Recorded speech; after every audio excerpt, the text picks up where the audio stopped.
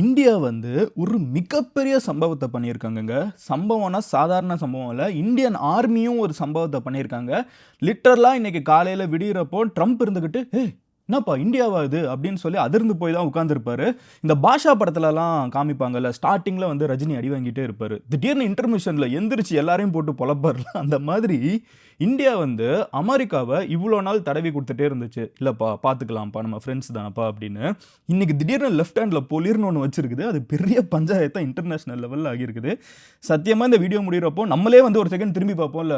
நம்ம அப்பா வந்து திடீர்னு எங்கேயாவது கோவப்படுறப்போ, "நம்ம அப்பா தானா இது? இப்படிலாம் அவர் கோவப்படுவாரா?" அப்படின்னு திரும்பி பார்ப்போம்ல. அந்த மாதிரி ஒரு சம்பவத்த இந்தியா இன்னைக்கு பண்ணியிருக்குது. என்ன மேட்டர் அப்படிங்கிறத தான் இன்னைக்கு வீடியோல உங்ககிட்ட டீடைல்டா சொல்லப் போறேன். ட்ரம்ப் வந்து தேவையில்லாம வாய குடுத்து, இந்தியா வந்து பொலிர்னு எல்லார் சைடுல இருந்தும் அடிச்சு, இந்தியன் ஆர்மி வரைக்கும் ட்ரம்போட தலையில வந்து கலாய்ச்சி விட்டு போக ஆரம்பிச்சிருக்காங்க. சோ என்ன நடந்திருக்கு அப்படிங்கிறத நான் உங்ககிட்ட டீடைல்டா சொல்றேன். இது ஃபுல்லாவே ஒரே ஸ்ட்ரெச்ல சொன்னா வேற லெவல்ல இருக்கும். ட்ரம்ப் வந்து தேவையில்லாம வந்து வம்பிழுத்து இந்தியா கிட்ட செம்மையா அடி வாங்கிட்டு இருக்காரு. அண்ட் இது வந்து ஃபுல்லாவே வந்து நம்மளுக்கு பாசிட்டிவான்னு கேட்டீங்கன்னா, இல்ல இதனால கொஞ்சம் பேக்லாஷும் நம்மளுக்கு இருக்க போகுது. கண்டிப்பா அமெரிக்கா சைடுல இருந்து நம்ம கிட்ட வந்து இதனால வந்து ஒரு பெரிய பதிலடி இருக்கும். பட் அந்த பதிலடிக்கு வந்து இப்ப நம்ம பண்ண சம்பவம் வொர்த். அந்த மாதிரி ஒரு சம்பவத்தை இந்தியன் கவர்மெண்ட் பண்ணியிருக்குது. என்ன பண்ணியிருக்குது அப்படிங்கறத இந்த வீடியோல உங்ககிட்ட டீடைல்டா சொல்ல போறேன். But as I always say, அதை பார்க்க ஆரம்பிக்கிறதுக்கு முன்னாடி நீங்க இந்த சேனலை சப்ஸ்கிரைப் பண்ணலன்னா சப்ஸ்கிரைப் பண்ணுங்க. அப்போனா தான் வேர்ல்டு ஃபுல்லா நடக்கக்கூடிய விஷயம் எல்லாத்தையும் என்னால உங்ககிட்ட 10 நிமிஷத்துல சொல்ல முடியும். And ரொம்ப முக்கியமா சொல்றேன், உங்களுக்கு இருக்கிறதுலே ஃபேவரட் மூவி எது? இந்த த்ரில்லர் படங்கள் இல்ல வந்து இன்வெஸ்டிகேஷன் படங்கள் அந்த மாதிரிலாம் நீங்க போய் பார்த்தீங்கன்னா ஏதாவது சொல்லுவீங்க, கரெக்டா? அந்த எல்லா படத்தையும் விட, ஷெர்லாக் ஹோம்ஸை விட இப்போ இருக்கிற சம்பவங்கள் வந்து இன்டர்நேஷனல் லெவலில் உண்மையிலே நடக்கிறது பயங்கரமா இருக்குது. ஸோ ஒவ்வொன்றா நீங்க டெய்லி தெரிஞ்சுக்கணும், 10 நிமிஷத்துல புரிஞ்சுக்கணும்னு நினைச்சீங்கன்னா மதன் கௌரி சேனலை சப்ஸ்கிரைப் பண்ணி எம்ஜி ஸ்குவாட்ல சேருங்க. இப்போ உங்ககிட்ட எக்ஸ்பிளைன் பண்ண ஆரம்பிக்கிறேன். ஹலோ எவ்ரிவான், நான் Madan Gowri and hello my dear MG squad.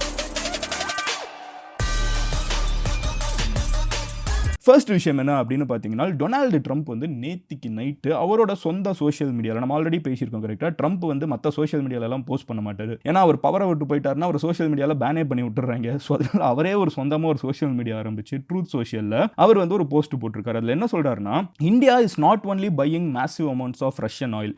India வந்து ரஷ்யா கிட்டேருந்து ஆயில் வாங்குறது மட்டும் கிடையாது, அதுக்கப்புறம் அவங்க அந்த ஆயிலை வந்து மார்க்கெட்டில் அதிகமான விலைக்கு விற்கிறாங்க.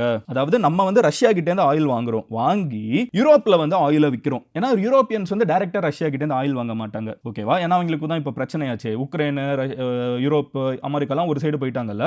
ஸோ யூரோப் வந்து டைரக்டா ரஷ்யா கிட்ட இருந்து வாங்க முடியாதுன்னு என்ன பண்றாங்கன்னா, டைரக்டா டீல் பண்றதை விட்டுட்டு இந்தியா கிட்ட இருந்து அவங்க ஆயில் வாங்குறாங்க. ஸோ அதை தான் ட்ரம்ப் சொல்றாரு. நம்ம பிசினஸ்னு வந்துருச்சுன்னா நம்ம பிசினஸ் பண்ணுவோம். இதுல நம்மளுக்கு ரஷ்யாவுக்கும் ஹெல்ப் பண்ண மாதிரி ஆயிடுச்சு, யூரோப்புக்கும் நம்ம வந்து ப்ராஃபிட் வச்சு வித்த மாதிரி ஆயிடுச்சு. நம்மள ஆட்சி செஞ்சவன் தானங்க. எனிவே அங்க என்ன சொல்றாருன்னா, open market for big profits. சரி ஓகேப்பா, நாங்க இல்லன்னுலாம் சொல்ல. they don't care how many people in Ukraine are being killed.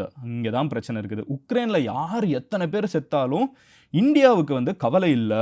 ரஷ்யாவோட போர் மெஷின் வந்து எத்தனை பேரை கொன்னாலும் கவலை இல்ல. நான் ட்ரம்ப் கிட்ட நான் வந்து ரொம்ப ஜென்யூனா கேட்குறேன். இதை யோசிக்கிறவங்களுக்கு, உக்ரைன்ல மக்கள் செத்துட்டு இருக்காங்க அப்படின்னு பேசுறவங்களுக்கு, உக்ரைன்ல இறந்து போற மக்களோட நம்பரையும் நீங்க காசால இறந்து போன மக்களோட நம்பரையும் எடுத்து பாருங்க. காசாங்கிற ஒரு ஊரை, பலஸ்தீனியத்தை வந்து தரமட்டமாக்குறப்போ உனக்கு தெரியலையா அங்க வந்து ரத்த வெள்ளம் ஓடிட்டு இருக்குன்னு? உக்ரைன்ல ரஷ்யா வந்து ட்ரோனை வச்சு அவங்களோட மிலிட்டரி ஃபெசிலிட்டி அடிக்கிறப்போ மட்டும்தான் தெரியுமா? எனிவே அதை தான் இந்தியா அடுத்து கேட்டிருக்காங்க. பட் நான் முதல்ல ட்ரம்ப் பேசினது, நான் என்னையே கம்மி பண்ணிட்டு ட்ரம்ப் சொன்னதை சொல்கிறேன். உக்ரைன் ஆர் பீங் இந்த மாதிரி ரஷ்யாவோட போர் மெஷின் வந்து உக்ரைனில் அதை கம்பேர் பண்ணி பார்த்தா காசாவுக்கும் இஸ்ரேலுக்கும் நடந்ததை நீங்கள் கம்பேர் பண்ணி பார்த்து, பலஸ்தீனுக்கும் இஸ்ரேலுக்கும் நடக்கிறதோட கம்பேர் பண்ணிங்கன்னா, ஈரானுக்கும் அமெரிக்காவுக்கு இப்போ நடந்ததெல்லாம் கம்பேர் பண்ணிங்கன்னா உக்ரைனில் நடக்கிறது அவ்வளோ பெரிய விஷயம் கிடையாது. ஏன்னா இங்கே இறந்தவங்களோட நம்பரை மட்டும் எடுத்து பாருங்கள். ஒரு நாளைக்கு இங்கே எத்தனை பேர் இறந்து போகிறாங்களோ, 2 வருஷமாக போர்லேங்க அவ்வளோதான் இறந்து போயிருக்காங்க. இங்கே ஒரு நாளுக்கு அத்தனை பேர். இன்னமும் ட்ரம்ப் பேசிட்டு இருக்கப்போ அது நடந்துட்டு இருக்குது. உனக்கு வந்து ரத்தம் மற்றவங்களுக்கு தக்காளி சட்னிங்கிற மாதிரி பேசிட்டு இருக்காரு. என்ன சொல்றாருன்னு பார்த்தீங்கன்னா, பிகாஸ் ஆஃப் திஸ், நான் அதாவது இந்தியா வந்து ரஷ்யாவோட நான் தான் ஆல்ரெடி சொன்னேன்ல, அடுத்து இங்கே தான் வருவாருன்னு. 2 நாள் முன்னாடி வீடியோ போய் பாருங்க. நம்ம சேனல் ஆக்சுவலாக ப்ரெடிக்ட் பண்ணிட்டோம். ட்ரம்ப் வந்து ரஷ்யாவை மிரட்டி பார்க்கலான்னு பார்த்தாரு, முடியல. அடுத்து நம்ம கிட்ட தான் வராரு. என்ன சொல்றாருன்னா, பிகாஸ் ஆஃப் திஸ், இதனால் I will be substantially raising the tariff paid by India to US. India வந்து யூஎஸ்ஏக்கு கட்ட வேண்டிய கப்பத்தை நான் இன்க்ரீஸ் பண்ண போறேன், டேக்ஸை ஏற்ற போறேன் அப்படின்னு இருக்காரு. இந்தியா எதுக்குடா உனக்கு டேக்ஸ் கட்டணும் அப்படிங்கிற கேள்வி யாராவது கேட்டுற போறாங்க. அதாவது என்ன சொல்ல வராருன்னா, அவர் சொன்ன ஸ்டேட்மெண்ட் தப்போ. அவர் என்ன சொல்றாருன்னா, இந்தியா வந்து அமெரிக்காவில் விற்க வேண்டிய ப்ராடக்ட்ஸுக்கு கட்ட வேண்டிய டேக்ஸ் இருக்குல்ல, அதை வந்து நான் இன்னும் ஏற்ற போகிறேன். ஆல்ரெடி 25% ஏற்றிட்டாரு, நான் இதை இன்னும் ஏற்ற போகிறேன். Thank you for your attention to this matter president DJT அப்படின்னு போட்டிருக்காரு டொனால்டு ஜே ட்ரம்ப். இந்த ட்ரம்ப் வந்து என்ன பண்ணுறாருன்னு பார்த்தீங்கன்னா, ரஷ்யா கிட்ட வந்து இந்தியா எண்ணெய் வாங்குறது தான் பிரச்சனை. இந்தியா எண்ணெய் வாங்குறதுனால தான் ரஷ்யா வந்து உக்ரைன் நிலத்தில் வந்து மக்களை சாகடிச்சிட்டு இருக்காங்க, அதனால நாங்கள் வந்து இந்தியா மேலே டேக்ஸ் ஏற்ற போகிறோம் அப்படின்னு ட்ரம்ப் சொல்கிறாரு. இதுக்கு பதிலடி ஃபார் த ஃபர்ஸ்ட் டைம் இந்தியாவோட எக்ஸ்டர்னல் அஃபேர்ஸ் மினிஸ்ட்ரி வந்து ஸ்ட்ராங் வேர்டடாக ஒரு ரிப்ளையை 5 பாயிண்ட் போட்டு 6 பாயிண்ட் ஒன்றா எண்ணி வச்சு உன் மேலே என்ன தப்பு இருக்குது ட்ரம்ப், திரும்பி உன் முதுகா பாரு அப்படின்னு பேசியிருக்காங்க. இப்படி இந்தியா பேசினதே கிடையாது ட்ரம்ப் வந்த காலகட்டத்தில். எனக்கு தெரிஞ்சு இதுக்கு முன்னாடி வந்து இந்தியா வந்து இவ்வளோ ஸ்ட்ராங்காக அமெரிக்காவை எதிர்த்து பேசினது வந்து பொக்ரான் அப்துல் கலாம் அந்த காலகட்டத்தில் வந்து நடந்தது, வாஜ்பாய் அவங்கெல்லாம் பண்ணது. இப்போ இந்தியா வந்து பதிலுக்கு ஒன்று பேசியிருக்குது. ஸோ இந்தியா என்ன சொல்லியிருக்குன்னு பார்த்தீங்கன்னா, நம்மளோட அஃபிஷியல் வெப்சைட்டில் இதை போட்டிருக்கோம், ஓகேவா. External affairs minister statement by official spokesperson August 4 நேத்திக்கு ராத்திரி. India has been targeted by United States and European Union for importing oil from Russia and other commencement after the commencement of Ukraine conflict. ரஷ்யாவுக்கும் உக்ரைனுக்கும் பிரச்சனை வந்ததுக்கப்புறம் India வந்து ரஷ்யாலேருந்து oil வாங்குறத வந்து United ஸ்டேட்ஸும் யூரோப்பும் சேர்ந்து டார்கெட் பண்ணிட்டே இருக்காங்க. In fact India began importing from Russia because traditional suppliers were diverted to Europe after the outbreak of conflict. India ஏன் ரஷ்யா கிட்டேருந்து வாங்க ஆரம்பிச்சிச்சுனால், ட்ரெடிஷ்னலாக நம்மளுக்கு ஆயில் கொடுக்க வேண்டிய மிடில் ஈஸ்ட்டில் இருக்கிற ஆட்கள்லாம் இருக்காங்கல்ல, இவங்க வந்து மிடில் ஈஸ்ட்லேருந்து வாங்க மாட்டாங்க, யூரோப் வந்து எப்போவுமே ரஷ்யா கிட்டேருந்து தான் வாங்கிட்டு இருந்துச்சு, நான் இனிமேல் ரஷ்யா கூட வாங்க மாட்டேன் அப்படின்னு அவங்க டெசிஷன் எடுத்ததுனால அவங்க மிடில் ஈஸ்ட்லேருந்து வாங்க ஆரம்பிச்சிட்டாங்க. நம்ம மிடில் ஈஸ்ட்லேருந்து பல வருஷமாக வாங்கிட்டு இருக்கோம், இப்போ மிடில் ஈஸ்ட்டில் நம்ம வாங்க முடியாதுங்கிறதுனால நம்ம ரஷ்யா கிட்ட வாங்கணும். இப்போ அதை தான் சொல்கிறாங்க, நாங்கள் ஏன் ரஷ்யா கிட்ட வாங்க ஆரம்பிச்சோன்னா, நீங்கள் வந்து எங்களோட சப்ளையர்ஸ் எல்லாத்தையும் நீங்கள் வாங்க ஆரம்பிச்சிட்டிங்க, அப்போ நாங்கள் எங்களுக்கு ஆள் இல்லை, நாங்கள் ரஷ்யா கிட்டேருந்து வாங்க ஆரம்பித்தோம். United states actively at that time encouraged such imports. In fact US கூட என்கரேஜ் பண்ணுச்சு, சரி நல்லது தான்ப்பா நீ வாங்க அவங்க கிட்டேருந்து, அப்போனா தான் ரொம்ப மார்க்கெட் டிமாண்ட் அதிகமாகுது. இந்தியாவும் அதே சப்ளையர் கிட்டேருந்து வாங்க ஆரம்பிச்சிடும். மிடில் ஈஸ்ட்லேருந்து தான் இந்தியாவுக்கும் கொடுக்கணும், இந்தியாவுக்கு தான் வந்து மிடில் ஈஸ்ட்லேருந்து யூரோப்புக்கும் கொடுக்கணும் அப்படின்னு போச்சுன்னா யூரோப்பில் விலை ஏறிட்டே போயிட்டு இருக்கும்ல. ஏன்னா சப்ளை இவ்வளோ இருக்குது, ஒருத்தங்க இங்கே மிடில் ஈஸ்ட் இருக்குது, இங்கே இந்தியா இருக்குது, நம்ம இங்கே நீங்கள் வாங்கிட்டு இருக்கோம், ஸோ கரெக்டான விலை இருக்குது. திடீர்னு நீங்கள் 4 பேர் வர்றப்போ விலை ஏறும்ல, ஏன்னா டிமாண்ட் அதிகமாகிட்டே இருக்குது. அப்போ அமெரிக்கா என்ன சொல்லிச்சு, நீ ரஷ்யாவில் வாங்கிக்கோ, ஏன்னா இங்கே விலை ஏறிடக்கூடாது, அவங்களுக்கு விலை கம்மியாக இருக்கணுங்கிறது நீ அப்போ அதை என்கரேஜ் பண்ண, இப்போ நீ மாற்றி பேசுகிறங்கிறது ஃபர்ஸ்ட் பாயிண்ட். இந்தியா வந்து எடுத்து கண்ணாடி எடுத்து அமெரிக்கா முன்னாடி காமிச்சிருக்குது. ரெண்டாவது விஷயம், India's import R meant to ensure predictable and affordable energy cost to Indian consumers. இந்தியாவோட முக்கியமான ப்ரியாரிட்டி என்னன்னால் இந்திய மக்களுக்கு எந்த விலைக்கு ஆயில் தரோங்கிறது தான். They are necessity compelled by global market situation. இன்னைக்கு ஃப்ளக்சுவேட் ஆகிட்டே இருக்குது, வேலை கண்ட மணிக்கு ஏறி இறங்கிட்டு இருக்குங்கிறப்போ இந்திய மக்களை நாங்கள் நினைவு வச்சு தான் இந்த டெசிஷன் எடுக்கிறோம். However, it is revealing that the very nations criticizing India are themselves indulging in trade with Russia. Unlike our case, such trade is not even vital national compulsion. இதுதான் பொலிர்னு ஒரு என்ன சொல்லியிருக்காங்கன்னு பார்த்தீங்கன்னா, இப்படி சொல்லக்கூடிய நாடுகள் இந்தியா தான் ரத்தத்தெல்லாம் உருவாக்கிட்டு இருக்காங்க, உக்ரைனிய ரத்தம் ஓடுறது வந்து இந்தியானால மண்ணில் ஓடுறது அப்படின்லாம் பேசுகிற அதே நாடுகள் வந்து ரஷ்யா கிட்டேருந்து நம்ம ஆயில் வாங்குறது வேறு வழி இல்லை, நம்மளோட நிலைமை அப்படி, நம்ம நாட்டில் ஒரு மிகப்பெரிய தேவை இருக்குது, நீங்கள் எங்களோட சப்ளையரும் எடுத்துட்டீங்க, வேறு வழி இல்லாமல் நாங்கள் வாங்கினோம். ஆனால் நீங்கள் இப்படிலாம் நீங்கள் சொல்லக்கூடிய யூரோப்பும் அமெரிக்காவும் நீ ஏன்பா இன்னும் ரஷ்யாவோட பிஸ்னஸ் பண்ணிட்டு இருக்கேன்னு எடுத்து இன்னும் பெரிய கண்ணாடி எடுத்து கேள்வி கேட்டிருக்காங்க. அடுத்த பாயிண்ட் என்ன சொல்கிறாங்கன்னா, 2024 யூரோப்பியன் யூனியன், அதாவது இன்னைக்கு வந்து ரஷ்யா தப்புன்னு சொல்லக்கூடிய யூரோப்பிய அரசாங்கங்கள், எங்கேயுமே மக்கள் பிரச்சனை இல்லை, அங்கே இருக்கிற அரசாங்கங்கள் வந்து 2024 யூரோப்பில் நீங்கள் வந்து 67.5 பில்லியன் யூரோஸ்க்கு வந்து ரஷ்யாவிலேருந்து பொருள் வாங்கியிருக்கீங்க, உங்களோட பிஸ்னஸ் மொத்தம் அவ்வளோ. இது வந்து இந்தியா பண்ணதை விட ரொம்ப ரொம்ப அதிகமான ஒரு நம்பர். நாங்கள் இதில் ஒரு சின்ன கொசுறு தான் நாங்கள் பண்ணியிருக்கோம். அண்ட் இன்ஃபேக்ட் 2024 6 மாதத்துக்கு முன்னாடி வரலாறு காணாத அளவுக்கு அதிகமான எல்என்ஜி வந்து யூரோப் வந்து ரஷ்யா கிட்டேருந்து வாங்கி இருக்குது. அப்போ நீங்கள் இவ்வளோ பிஸ்னஸை நீங்கள் பண்ணலாம், ஆனால் நாங்கள் எண்ணம் இத்தினோண்டு வாங்கினா தப்பா அப்படிங்கிற ஒரு கேள்வி கேட்டிருக்காங்க. 6 பாயிண்ட் மொத்தம், அதில் 4வது பாயிண்ட்டு இன்னும் பயங்கரமாக இருக்கா, என்ன மாதிரி இப்படி திரும்பி பார்க்குற மாதிரி இருக்கா, பாஷா இந்தியா வந்து எப்போவுமே நியூட்ரலாக ஒரு ஸ்டாண்ட் எடுத்து நம்ம இதுக்குப்போ தேவையில்லாமல் பிரச்சனைன்னு போயிட்டு இருந்தோம். ஒரு அளவுக்கு மேலே சீன்றப்போ India has to show the mirror அப்படின்னு தான் நினைக்கிறேன். அடுத்து என்ன நடக்குதுன்னு பார்த்தீங்கன்னா, ஆனால் இதனால் பேக் ஃபயர் ஆகும், அதெல்லாம் அடுத்து சொல்கிறேன். பட் எனிவே, அடுத்து 4வது என்ன பாயிண்ட் அப்படின்னு பார்த்தீங்கன்னா, Europe Russia trade includes not just energy மட்டும் இல்லை, அவங்க வேறு வழி இல்லை கொஞ்சம் எனர்ஜி மட்டும் வாங்குறாங்கன்னு கேட்டிங்கன்னா அதான் கிடையாது. ரஷ்யா கிட்டேருந்து இன்னும் யூரோப் வந்து fertiliser, mining products, chemical, iron, steel, machinery, transport equipment எல்லாத்தையும் நீங்கள் வாங்கிட்டு இருக்கீங்க அப்படின்னு சொல்லிட்டு 4வது பாயிண்ட் வைக்கிறாங்க. நீ என்னடா ஊரில் இருக்கிற எல்லா பிஸ்னஸையும் ரஷ்யாவோட பண்ணிருக்க, நான் இத்தினோண்டு எண்ணெய் வாங்குறதுனால உக்ரைனில் ரத்த ஆறு ஓடிட்டு இருக்குங்கிற, நீ என்ன பண்ணுற அப்படின்னு இந்தியா மறுபடியும் கேட்குறாங்க. 5வது பாயிண்ட், இதுதான் டைரெக்டாக ட்ரம்ப்பை போட்டு ஒரு அடி. என்னன்னு பார்த்தீங்கன்னா, where the United States is concerned, India வந்து ரஷ்யா கிட்டேருந்து ஆயில் வாங்குறத வந்து யுனைடெட் ஸ்டேட்ஸ் பெரிய கன்சர்னா ட்ரம்ப் அதையே சொல்லிட்டு இருக்காருல. ஆனால் அமெரிக்கா வந்து ரஷ்யா கிட்டேருந்து இன்னமும் uranium hexafluoride for its nuclear industry, உங்களோட நியூக்ளியர் டெவலப்மெண்ட்டுக்கு நீங்கள் ரஷ்யா கிட்டேருந்து யுரேனியம் ஹெக்ஸாஃப்ளோரைடை வாங்கிட்டு இருக்கீங்க. பலேடியம் வந்து இன்னும் உங்களோட இவி இண்டஸ்ட்ரீஸ், டெஸ்லா கார் அமெரிக்காவில் இருக்குல்ல, அதுக்கெல்லாம் வந்து நீங்கள் இவி, அந்த ஃபோர்டோட இவி, அது எல்லாத்துக்குமே வந்து நீங்கள் பலேடியம் வாங்கிட்டு இருக்கீங்க. அண்ட் ஃபெர்டிலைசர் அண்ட் கெமிக்கல்ஸ், இது எல்லாத்தையுமே அமெரிக்காவே வாங்கிட்டு இருக்குது. ஏன் இதனால என்ன பேசிக்காக இந்தியா கேட்குறாங்கன்னா, நான் அடுத்த பாயிண்ட்டையும் முடிச்சுட்டு மொத்தமாக இந்தியாவோட பாயிண்ட் ஆஃப் வியூ சொல்ல வரேன். இந்த background of targeting India is unjustified and unreasonable. இதில் இந்தியாவை வந்து டார்கெட் பண்ணுறது நியாயமும் கிடையாது, தர்மமும் கிடையாது, லாஜிக்கும் கிடையாது. உலகத்தில் இருக்கக்கூடிய எல்லா எக்கனாமி மாதிரியும் நம்ம நாட்டு மக்களுக்கு எது பெஸ்ட்டோ அதை தான் இந்தியா பண்ணுது அப்படின்னு ஒரு ரொம்ப ஸ்ட்ராங் வேர்டடான 6 பாயிண்ட் பை பாயிண்ட்டாக வந்து இந்தியா வந்து ஃபர்ஸ்ட் டைம் ட்ரம்ப் முன்னாடி நீ புள்ளி பண்ண முடியாது என்ன அப்படின்னு சொல்லியிருக்குது. இதை தான் வந்து சைனா வந்து சொல்லிச்சு, இதை தான் வந்து ரஷ்யா சொல்லிச்சு, இதை தான் பிரேசில் சொல்லிச்சு. இப்போ இந்தியாவும் ஸ்ட்ராங்காக சொல்ல ஆரம்பிச்சிட்டாங்க. இதில் என்ன இன்ட்ரெஸ்டிங்கான விஷயம் என்னன்னு பார்த்தீங்கன்னா, பிரேசிலாக இருக்கட்டும், ரஷ்யாவாக இருக்கட்டும், இந்தியாவாக இருக்கட்டும், சைனாவாக இருக்கட்டும், சவுத் ஆஃப்ரிக்காவாக இருக்கட்டும், எந்தெந்த கண்ட்ரி வந்து அமெரிக்காவுக்கு எதிர்த்து ஓரளவுக்கு மேலே நான் உன்னை விடமாட்டேன்டா அப்படின்னு சொல்கிறாங்களோ அவங்க எல்லாருமே ஒன்று சேர்ந்தது தான் பிரிக்ஸ் அப்படிங்கிற ஒரு பர்டிகுலர் அமைப்பு. ஆல்ரெடி இந்த அமைப்பு எக்ஸிஸ்டிங்காக இருக்குது. ஸோ இதெல்லாம் ஒரு சைடு நடந்துட்டு. எனிவே இப்போ இந்தியா வந்து மொத்தமாக சொல்ல வர பாயிண்ட் என்ன அப்படின்னு பார்த்தீங்கன்னா, ரொம்ப சிம்பிள். நான் வந்து ரஷ்யாவிலேருந்து எண்ணெய் வாங்குறதுனால, அதுவும் கொஞ்சோண்டு எண்ணெய், நிறைய எண்ணெய் கூட இல்லை, நான் மொத்தமே 30-40 தான் என்னோட எக்ஸ்போர்ட்டுக்கு நான் வந்து ஆயில் மட்டுமே நான் அவங்க கிட்ட வாங்கிட்டு இருக்கேன். வேறு எந்த பெரிய பிஸ்னஸும் கிடையாது. நான் இந்த 30% எண்ணெயை வந்து ரஷ்யாவிலேருந்து வாங்குறதுனால, ரஷ்யாவில் வந்து அந்த அந்த 30% வச்சு தான் உக்ரைனில் ரத்த ஆறு ஓடிட்டு இருக்குன்னா, நீ என்ன பண்ணிட்டு இருக்க? நீ ஏன் அவங்க கிட்டேருந்து பெலேடியம் வாங்குற ஈவிக்கு? நீ ஏன் ஃபெர்டிலைசர் வாங்குற? நீ ஏன் வந்து யுரேனியம் ஹெக்ஸாஃப்ளோரைடை வாங்குற? யூரோப் வந்து எனர்ஜி மட்டும் இல்லாமல் நீங்கள் வந்து mining product, chemical, iron, steel, machinery, transport equipment இதெல்லாம் நீங்கள் வாங்கலாம் ரஷ்யா கிட்டேருந்து. அதனாலலாம் உக்ரைனில் வந்து ரத்த வெள்ளம் ஓடலை. இந்தியா வந்து இத்தனோண்டு எண்ணெய் வாங்குறதுனால தான் ரத்த வெள்ளம் ஓடிடுச்சா அப்படிங்கிற ஒரு ரொம்ப ஸ்ட்ராங் வேர்டடான ஸ்டேட்மெண்ட்டை இந்தியா வந்து ஃபர்ஸ்ட் டைம் எடுத்து வச்சிருக்குது. அண்ட் நான் சொல்கிறேன்ல, இது ஒரு பயங்கரமான ஒரு அடி. இது மட்டும் கிடையாது, அடுத்து இந்தியன் ஆர்மி ஒரு சம்பவம் பண்ணுச்சுன்னு சொன்னேன் கேளுங்க. ரொம்ப நாள் வந்து இந்தியன் ஆர்மியோட கையை வந்து கட்டி போட்டாங்க நினைக்கிறேன். இப்போ கழட்டி விட்டோன்னு ஒரு ட்ராலாக இருந்தாலும் பயங்கரமான ட்ராலை வந்து Eastern Command of Indian Army வந்து அவங்களோட அஃபிஷியல் பேஜில் போட்டிருக்காங்க. திஸ் டே தட் ஏஜ் அப்படிம்பாங்கல்ல, இந்த வரலாற்றில் இந்த நாள் அப்படின்னு ஒரு இது வைக்கணும். இந்த ஜெயா டிவியில் கூட போடுவாங்க. அந்த மாதிரி வந்து ஒரு பழைய நியூஸ் ஆர்டிக்கல். அது எப்போ நடந்துச்சுன்னு பார்த்தீங்கன்னா, இந்தியாவுக்கும் பாகிஸ்தானுக்கும் போர் வந்து இந்தியா வந்து அதில் பாகிஸ்தானை பயங்கரமாக தோக்கடிச்ச ஒரு பர்டிகுலர் போர். ஓகேவா, 1970s அந்த காலகட்டத்தில் வந்து ஒரு மிகப்பெரிய ஒரு போர். அந்த காலகட்டத்தில் இருக்கிற ஒரு நியூஸ் ஆர்டிக்கல் எடுத்து இந்தியன் ஆர்மி போட்டிருக்குது. அதில் என்ன ஹெட்டிங்னு பார்த்தீங்கன்னா, இருந்து 2 பில்லியன் ஒர்த்தான ஆயுதங்கள் வந்து பாகிஸ்தானுக்குள்ள இறங்கி இருக்குது அப்படின்னு ஒரு நியூஸ் போருக்கு முன்னாடி வந்திருக்குது. அண்ட் அந்த போர்ல என்னாச்சு, 2 பில்லியன் அமெரிக்க வெப்பன்ஸை வச்சிருக்கக்கூடிய பாகிஸ்தான் வந்து இந்தியா கிட்ட லெஃப்ட் ரைட் டபுள் அடி வாங்கிட்டு ஓடி போச்சு. இப்போ இதை தான் வந்து இந்தியன் ஆர்மி வந்து ஒரு ட்வீட்டா போட்டிருக்காங்க. பாத்தியா யூஎஸ், உனக்கு ஞாபகம் இருக்கா, நீ யாரை வேணாலும் சப்போர்ட் பண்ணிக்கோ, ஆனால் இந்தியா முன்னாடி நீ எவ்வளோ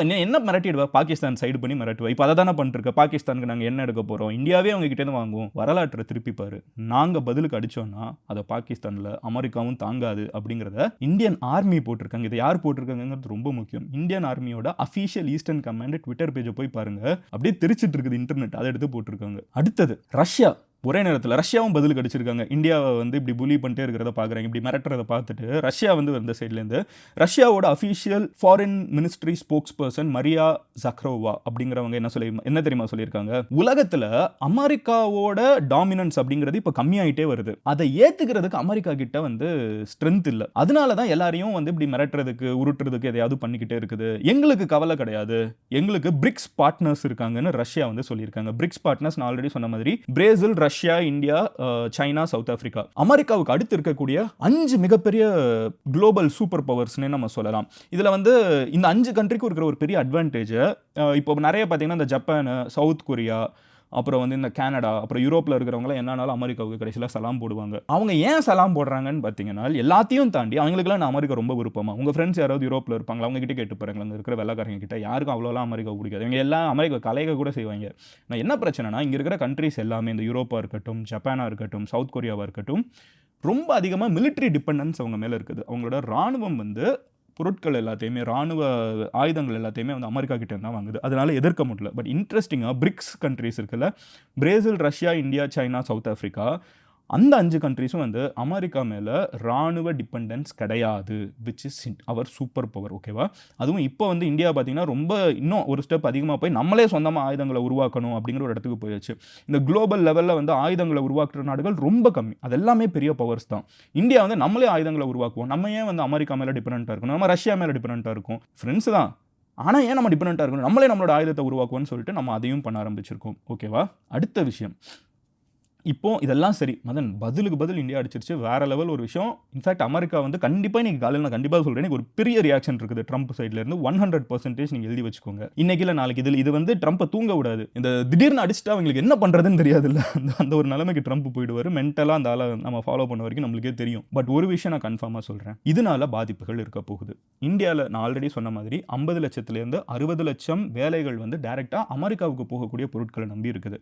இவங்க டேக்ஸை ஒரு பாயிண்ட்டுக்கு மேலே ஏற்றுறப்போ இங்கே இருக்கக்கூடிய மக்கள் பாதிக்கப்படுவாங்க. இந்த வீடியோவை பார்த்துட்டு இருக்கவங்க யாராவது யூஎஸ் ரிலேட்டடான குட்ஸில் ஒர்க் பண்ணிருக்கீங்கன்னா, மேனுஃபேக்சரிங்கில் இருக்கீங்கன்னா கண்டிப்பாக பாதிக்கப்படுவோம். அண்ட் இது வந்து ஸ்பில் ஓவர் ஆகி ஐடிக்கு வருமா இல்லையான்னு எனக்கு தெரியல. பட் ட்ரம்ப் ஒரு எராட்டிக்கான ஒரு ஆள் அங்கேயும் வரலாம். ஸோ எனிவே, மெயினாக இப்போ பாதிக்கப்படக்கூடிய இந்த திருப்பூர் கம்பெனிஸாக இருக்கட்டும், குஜராத்தில் இருக்கக்கூடிய டெக்ஸ்டைல் கம்பெனிஸாக இருக்கட்டும், அதே மாதிரி இவங்களா இருக்கட்டும், யார் சொல்லலாம், இந்த ஜுவல்லரி, ஃபார்மா என்ன பண்ண ஆரம்பிப்பாங்கன்னா, ஓகே இங்கே நம்ம விற்க முடியாது, அப்போ மற்ற இடத்துலலாம் விற்கலாம். அமெரிக்காவில் வந்து இப்படி டேக்ஸ் ஏற்றிட்டே போயிட்டு இருக்காங்க, விற்க முடியாது. மற்ற கண்ட்ரி இருக்குல்ல, உலகத்தில் ஒரு கண்ட்ரியில் தானே விற்க முடியாது, மீதி இத்தனை கண்ட்ரி இருக்குல்ல, எல்லா கண்ட்ரிலையும் விற்கலாம் அப்படிங்கிறதுக்கான ஸ்டெப் எடுத்து வைக்கலான்னு பார்த்தா அங்கேயும் நம்மளுக்கு ஒரு பிரச்சனை இருக்குது.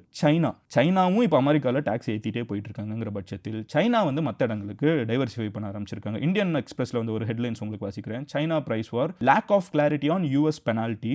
சைனாவுக்கும் இந்தியாவுக்கும் வந்து எவ்வளோ டேக்ஸ் போட போகிறாங்க, ஏற்ற போகிறாங்கன்னு நம்மளுக்கு தெரியாது. ஏன்னா ரெண்டு கண்ட்ரியுமே ரஷ்யா கிட்ட ஆயில் வாங்கிட்டு இருக்குது. ஸோ இப்போ விலையை ஏற்ற ஆரம்பிச்சாங்கன்னா நம்ம என்னதான் காம்படிட்டிவாக நம்ம ஒரு ப்ராடக்ட்டை கொடுக்கணும்னு நினச்சாலும் சைனாவோட நம்ம வந்து பிரைஸில் காம்பீட் பண்ண முடியாது. ஏன்னா அவங்க நம்மளை விட ஒரு 30-40 வருஷம் மேனுஃபேக்சரிங்கில் அஹடாக இருக்காங்கிறது தான் உண்மை.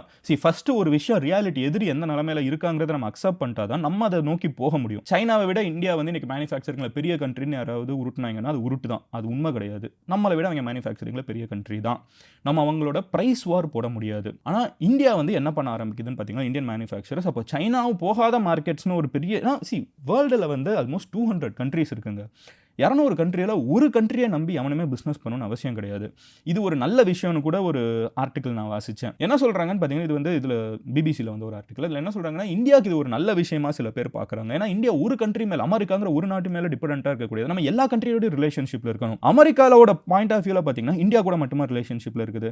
அமெரிக்கா வந்து இந்தியாவோட ரிலேஷன்ஷிப்பில் இருக்கும், பாகிஸ்தானோட இருக்கும், சைனாவோட இருக்கும், ரஷ்யாவோட இருக்கும், யூரோப்பில் இருக்கிற எல்லா கண்ட்ரிஸோட இருக்கும், சவுத் அமெரிக்காவோட இருக்கும், ஜெர்மனியோட எல்லாருக்கூடையும் பேசிக்காக ஆஸ்திரேலியாவோட இருக்கும், எல்லாருக்கூடையும் ரிலேஷன்ஷிப்பில் இருக்கும். தேவையான நேரத்தில் யாருனாலும் பகச்சுக்கும், ஃப்ரெண்ட் ஆகிக்கும். அப்போ வேர்ல்டில் இருக்கிற எல்லாருக்கூடையுமே ஒரு நல்ல ரிலேஷன்ஷிப்பில் இருக்கிறது ஒரு சூப்பர் பவரோட ஃபர்ஸ்ட் ஸ்டேஜ். இன்னைக்கு சைனா அதை பண்ணிருக்கு பாருங்க. சைனா பங்களாதேஷோட ரிலேஷன்ஷிப்பில் இருப்பாங்க, பாகிஸ்தானோட இருப்பாங்க, ஆப்கானிஸ்தானோட இருப்பாங்க, இந்தியா கூட தேவையான நேரத்தில் பிரிக்ஸில் வந்து சேர்ந்துப்பாங்க, ரஷ்யாவோட இருப்பாங்க. அப்போ எல்லாருமே எல்லா கண்ட்ரியோட ரிலேஷன்ஷிப்பில் இருக்கணும். அதுதான் ஒரு லீடருக்கான அழகு. இந்தியா வந்து ஆட்டோமேட்டிக்காக அந்த இடத்த நோக்கி போகிறதுக்கு தானே ஒரு ஸ்கெட்ச் போட்டுட்டு இருக்கோம். ஆனால் அமெரிக்கா இன்னைக்கு பண்ணக்கூடிய பிரச்சனை இல்லை, அந்த பாத்தை நோக்கி நம்ம சீக்கிரமா போகிறோம், which is a great thing. எப்பவுமே ஒரு விஷயம் நம்மளுக்கு தோணும், மற்ற கண்ட்ரியெல்லாம் ஏன் இவ்வளோ பவர்ஃபுல்லாக இருக்குது, இந்தியாவில் இவ்வளோ ஜனத்தொகை இருந்து ஏன் பவர்ஃபுல்லாக இல்லைன்னு நம்மளுக்கு ஒரு கேள்வி இருக்கும்ல. ஆக்சுவலாக அந்த காலகட்டம் ஆரம்பிச்சிட்டு இருக்குதுன்னு நான் நினைக்கிறேன். But great start, it's a great start to the global politics. India வந்து ஃபர்ஸ்ட் டைம் ஒரு அடியை வந்து பதிலுக்கு அடிச்சிருக்கிறது. ஸ்ட்ராங்கான அடி, சாதாரண அடி கிடையாது. இது எவ்வளோ பெரிய விஷயம்னு எனக்கு நாள் ஃபுல்லாக நீங்கள் எந்த நியூஸ் சேனல் போட்டு பார்த்தீங்களோ டிபேட்டில் தெரியும். பட் இதுக்கு அமெரிக்காவோட ரியாக்ஷன் என்ன, அதுக்கப்புறம் இந்தியா என்ன பண்ணுது அப்படிங்கிறத நம்ம வெயிட் பண்ணி பார்க்கணும். இதனால இந்தியாவில் வேலை வாய்ப்புகள் போகுமா அப்படின்னு கேட்டிங்கன்னா கம்மியாக வாய்ப்பு இருக்குது. பட் டெம்பரவரியாக மறுபடியும் நம்ம எல்லா பிஸ்னஸும் ஏதோ ஒரு இடத்துல விற்று பிஸ்னஸை மறுபடியும் கொண்டு போக ஆரம்பிச்சிருவோம். ஸோ ரீஅலைன் ஆகி வர்றதுக்கு ஒரு மேபி ஒரு 1 year 2 years ஆகலாம். But it will be realign. It is not going to be a permanent hit. And for the first time நம்ம வந்து கம்யூனிஸ்டாக இருக்கட்டும், அப்புறம் வந்து இந்த சைடு பிஜேபியில் இருக்கிறவங்களா இருக்கட்டும், எல்லாரும் ஒன்று சேர்ந்து இந்த டெசிஷன் தான் கரெக்ட்னு சொல்கிற மாதிரி ஒரு டெசிஷன். ஏன்னா 2 பேரும் போலார் ஆப்போசிட்ஸில் இருப்பாங்க. பொலிட்டிக்கலாக என்ன பேசினாலும் அவங்க 2 பேரும் ஒத்துக்கக்கூடிய ஒரு காமன் பாயிண்டாக வேறு இருக்குது. இந்தியாவில் வந்து இருக்கிற எல்லாரும் ஒன்று சேர்ந்து இதுதான் சரியான பாத்துன்னு சொல்லக்கூடிய ஒரு நேரத்தில் இருக்கிறப்போ it is going to be crazy. இருக்கிற எல்லா சண்டை போடுறவங்களும் ஒரு குடும்பத்தில் ஒன்றா சேர்ந்து திடீர்னு நிற்பாங்கல்ல, அந்த மாதிரி இந்தியா நின்றுட்டு இருக்குது. பார்ப்போம் என்ன நடக்குதுன்னு. நாளைக்கு இன்னொரு வீடியோவில் உங்ககிட்ட என்ன நடந்துட்டு இருக்குங்கிறத டீட்டெயிலாக சொல்கிறேன். பட் வீடியோ முடிகிறதுக்கு முன்னாடி எப்பவும் போல ஒரு கொஸ்டின் உங்ககிட்ட இருக்குது. இந்தியா இந்த பாத்தை எடுத்து வச்சிருச்சு, இது ஓகேன்னு நினைக்கிறீங்களா, இல்லை மதன் நம்ம நியூட்ரலாக போகிறது தான் பெட்டர்? நியூட்ரலாக போக விட மாட்டாங்க. அமெரிக்கா வந்து நம்மளை ஏதாவது ஒரு சைடு புஷ் பண்ணிக்கிட்டே இருக்குது. அப்போ நம்ம அமெரிக்காவுக்கு சலாம் போட்டு அவங்களோட ப்ராடக்ட்ஸை லைக் டைரி, அப்புறம் வந்து ரஷ்யாவோட ஃப்ரெண்ட்ஷிப்பை கட் பண்ணிடுறது, அவங்களோட அக்ரிகல்ச்சர் நம்ம ஊருக்குள்ளே விட்டு. ஸோ பேசிக்காக அமெரிக்காவோட நம்ம ஃப்ரெண்ட்ஸாக இருக்கணும்னா நம்ம ரஷ்யாவோட பிஸ்னஸை விட்டுறணும், ரஷ்யா ஃப்ரெண்டை வந்து கழட்டி விடணும், பல வருஷம் ஃப்ரெண்டை கழட்டி விடணும். நம்ம ஊரில் இருக்கிற விவசாயிகளோட வந்து காயப்படுத்தணும், வெளிநாட்டு பொருட்களை, விவசாய தக்காளி வெங்காயம் வரைக்கும் வெளிநாட்டிலேருந்து உள்ள இறக்கி. இதுக்கு இந்தியா ஓகே சொல்லணுமா? ஆனால் இதெல்லாம் நம்ம பண்ணோம்னா அமெரிக்கா நம்ம கூட ஃப்ரெண்ட்ஸாக இருப்பாங்க, ட்ரம்ப் நம்ம கூட ஜாலியாக பேசுவார், ப்ராபப்ளி வந்து நம்மளோட மெடிசனை வந்து இன்னும் எக்ஸ்ட்ரா அமெரிக்காவில் விற்க விடுவாங்க. இதான் நடக்கும். பட் இதுக்காக திருப்பூர் துணி வந்து இன்னும் அதிகமாக பூமாவும் அடிடாஸும் வாங்குவாங்க. ஆனால் அதுக்காக இந்தியாவோட விவசாயிகளும் இந்தியாவோட ரஷ்யன் ஃப்ரெண்ட்ஷிப்பும் இழக்கப்படணுமா? ஸோ நம்ம இந்தியா வந்து டீம் ரஷ்யாவாக இருக்கணுமா, டீம் அமெரிக்காவாக இருக்கணுமா? Same question.